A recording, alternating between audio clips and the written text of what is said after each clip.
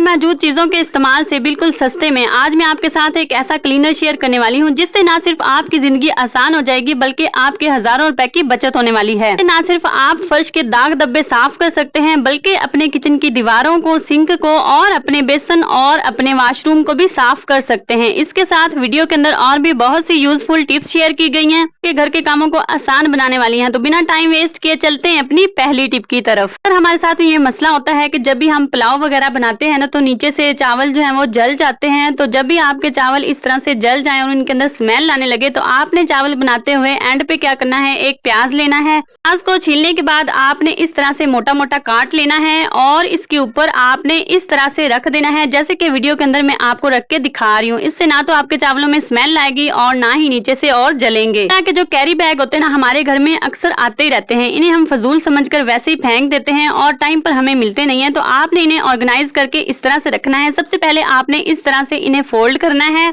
इस तरह से ऊपर की जानिब फोल्ड करते जाना है और जहां से आपने फोल्ड किया है ना दूसरे हिस्से में इस तरह से आपने डाल देना है। इस तरह से ये छोटा सा एक पैकेट बनकर रेडी हो चुका है जो देखने में भी अच्छा लग रहा है और ऑर्गेनाइज लग रहा है। इस तरीके से आप अपने कैरी बैग को ऑर्गेनाइज करके रख सकते हैं जो कि आपको टाइम पर मिल जाएंगे और आपको ढूंढने में ज्यादा मुश्किल नहीं होगी। बढ़ते हैं अपनी अगली टिप की तरफ। टिप भी आपके बहुत ज्यादा काम आने वाली है। अक्सर क्या होता है कि हमें सफर पर जाना होता है या कहीं भी जाना हो तो हम अपनी मेडिसिन साथ लेकर जाते हैं और मेडिसिन को हम अपने बैग के अंदर इसी तरह से रख लेते हैं जिसकी वजह से हमारा बैग खराब हो जाता है। जब भी आपने बोतल को बैग में रखना हो तो सबसे पहले आपने लेना है बैलून और बैलून को आपने फैलाकर जिस तरह मैं दिखा रही हूँ इसी तरीके से आपने इस बोतल के ऊपर चढ़ा देना है। इस तरह से जितनी भी सिरप जितना मर्जी हिलता रहे आपका सिरप ना तो गिरेगा और ना ही आपका बैग खराब होगा। बढ़ते हैं अपनी अगली टिप की तरफ। और लाइटर का ये इस्तेमाल आपके बहुत ज्यादा काम आने वाला है और आपको बहुत ज्यादा हैरान करने वाला है। यहाँ पे मैंने एक अदद चम्मच लिया है और एक यहाँ पे मैंने लाइटर लिया है। चम्मच को मैंने उल्टा किया है और लाइटर के पीछे इस तरह से जोड़ दिया है। इस तरह से चम्मच को रख लेना है। उसके बाद यहाँ पे एक और चीज चाहिए, यहाँ पे हमें रबड़ बैंड चाहिए और रबड़ बैंड की मदद से आपने चम्मच को अच्छे तरीके से अपना जो लाइटर है ना उसके ऊपर आपने बांध देना है।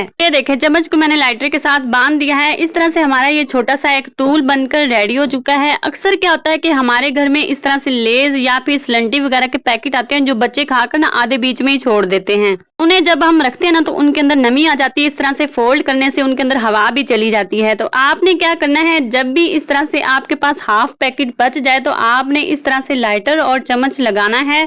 की मदद से चम्मच आपका जो है ना वो गर्म हो जाएगा यहाँ से पिछली साइड से और इस तरह से जब आप चम्मच को फेरेंगे ना तो जो आपका शॉपर है ना वो बंद हो जाएगा और ऊपर से सील हो जाएगा। इससे पैकेट के अंदर ना तो नमी जाएगी और ना ही आपके लेज वगैरह जो है ना वो खराब होंगे। इस तरह से आप घर में इन्हें सील करके रख सकते हैं। आपको ये छोटी सी टिप पसंद आ रही है तो आपने प्लीज वीडियो को एक प्यारा सा लाइक जरूर करना है। बढ़ते हैं अपनी अगली टिप की तरफ। ये वाले हमारे जो शीशे के गिलास होते हैं अक्सर ये बड़े बड़े पीले रंग के हो जाते हैं, इनकी जो शाइन होती है ना वो खत्म हो जाती है। आज मैं आपके साथ एक जबरदस्त किस्म की टिप शेयर करने वाली हूँ जिसकी मदद से आप अपने गिलास की शाइन को वापस ला सकते हैं। आपने क्या करना है, मीठा सोडा लेना है और इस तरह से गिलास के अंदर भी डाल देना है और ऊपर भी छिड़क देना है। आपने ज्यादा पानी का इस्तेमाल नहीं करना, थोड़ा सा पानी आपने लेना है जितना के गिलास जो है ना वो गीला हो जाए। तो इस तरह से आपने जितना भी मीठा सोडा मैंने डाला है ना तो आपने अच्छे तरीके से ऊपर जो है ना गिलास के रब करना है। इसके अंदर और आपने कोई भी चीज जो है ना वो ऐड नहीं करनी। इस तरह से आपने सारे जितने भी गिलास है ना आपके शीशे के उन्हें अच्छे तरीके से रब करते जाना है। आप देखेंगे कि इसकी जो शाइन है ना वो गिलास की वापस आ जाएगी। पर मैंने सिर्फ मीठे सोडे का इस्तेमाल किया है, इसके अंदर ना तो मैंने कोई साबुन इस्तेमाल किया है ना ही कोई और चीज इस्तेमाल की है। तो ये देखें हमारे गिलास जो है ना वो शाइन करने लग गए हैं और रिजल्ट आपके सामने है। कैसे आप अपने मैले कुचैले जो पुराने गिलास हैं उनकी शाइन को वापस ला सकते हैं और उन्हें भी चमका सकते हैं। इसकी डिब्बी के ऊपर टाल्कम पाउडर डालें और कमाल देखें। मानसून के और बारिशों के मौसम में अक्सर क्या होता है कि हमारी माचिस नमी छोड़ जाती है और गीली हो जाती है और जिसकी वजह से आग भी नहीं जलाई जा सकती। सर बारिश में क्या होता है कि अगर माचिस घर में एक ही होना और वो भी गीली हो जाए तो फिर आग जलाना मुश्किल हो जाता है। तो उस टाइम आपने क्या करना है, लेना है टाल्कम पाउडर और इस तरह से इस जगह पर आपने अच्छे तरीके से टाल्कम पाउडर डाल देना है। टाल्कम पाउडर को डालते हुए आपने अच्छे तरीके से ऊपर रब करना है और जो एक्सेस अमाउंट में ज्यादा टाल्कम पाउडर है ना ऊपर से आपने सारा साफ कर देना है, रिमूव कर देना है। के बाद बाद जब आप माचिस जलाएंगे तो माचिस आराम से जल जाएगी और आपकी माचिस नहीं हो जाएगी। करते हैं अपने मेन टॉपिक की तरफ। यहाँ पर मैं आपके साथ इस गंदे तरीन फर्श को साफ करने का और चमकाने का एक आसान सा फार्मूला शेयर करने लगी हूँ, जो कि आप घर पे मौजूद आसान सी चीजों से बना सकते हैं। यहाँ पर मैंने सिर्फ 2-3 चीजों का इस्तेमाल किया है। सबसे पहले यहाँ पे मैंने मीठा सोडा लिया है थोड़ा सा, और उसके अंदर मैंने आम जो सर्फ मिलती है ना, वो इसके अंदर जो है ना वो डाली है। अपने अपने हिसाब के मुताबिक जो है ना सर्फ इसके अंदर डाल लेनी है जितनी आपको चाहिए। इसके बाद यहाँ पे मैंने तीसरी चीज का इस्तेमाल किया है, जो कि कपड़ों वाली ब्लीच होती है ना, आम मिलती, वही मैंने इसके अंदर जो है वो डाली है। फार्मूले को जब आप बनाएंगे तो इससे आपका जो फर्श है, चाहे टाइलों का है या वैसे है, उसके दाग धब्बे साफ हो जाएंगे और उसमें चमक आ जाएगी, और जो टाइल की चमक होती है ना वो बरकरार रहेगी, खत्म नहीं होगी। अब मैंने इस सारे फार्मूले को बाल्टी के अंदर पानी डाला था, उसके अंदर मैंने अच्छे तरीके से मिक्स कर लिया है और इस तरह से सारे फर्श के ऊपर मैंने जो है ना वो डाल दिया। तो आप देख सकते हैं फर्श की हालत कितनी गंदी है। इसके बाद मैंने 5 मिनट के लिए इसे वैसे ही छोड़ दिया ताकि इसका रिएक्शन हो सके। तो बाद में मैंने लिया है झाड़ू, और झाड़ू की मदद से मैंने अच्छे तरीके से जो ऊपर पानी डाला था ना उसे जो है ना वो साफ किया है ताकि इसके धब्बे साफ हो जाएं। तो यहाँ पे सिर्फ आम झाड़ू की मदद से और वाइपर की मदद से आप अपना फर्श जो है ना वो साफ कर सकते हैं। जरूरी नहीं यहाँ पे हमें महंगा जो है ना वो पोछा लेना पड़े और टपड़ी लगानी पड़े और फर्श को साफ करना पड़े। इस तरीके से आप भी अपने घर का जो सहन का फर्श है या फिर कमरों का फर्श है ना वो साफ कर सकते हैं। आपके सामने है कितने ज्यादा यहाँ पे धब्बे लगे हुए हैं, और अब हमारा फर्श जो है ना वो बिल्कुल साफ हो चुका है। इसके बाद वाइपर की मदद से सारा पानी मैंने ऊपर से साफ कर लिया, तो हमारा फर्श बिल्कुल नीट क्लीन और बिल्कुल जो है वो चमकदार और साफ हो चुका है। आपको कोई भी टिप पसंद आती है तो आपने वीडियो को लाइक जरूर करना है।